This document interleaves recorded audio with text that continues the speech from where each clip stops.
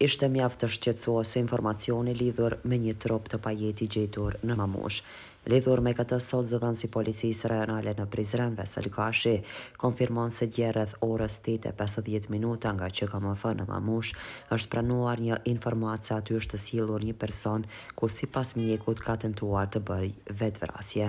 Viktima është sjellur nga vëllau i tij me inicialet TK dhe po dërgohej në spitalin e Prizrenit. Sipas ankuesit, viktimën e ka gjetur në serën e tyre, cila gjendet afër shtëpisë mbrapa.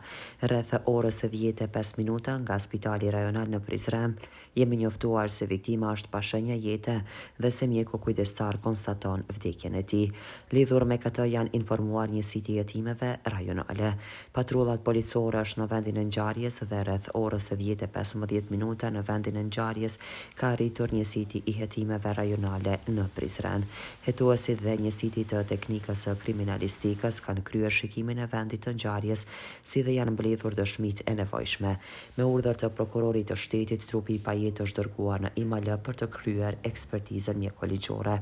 Vazhdon procedura hetimore për sqarim të motivit dhe rrethanave të tjera lidhur me rastin, njofton zëdhënësi Gashi.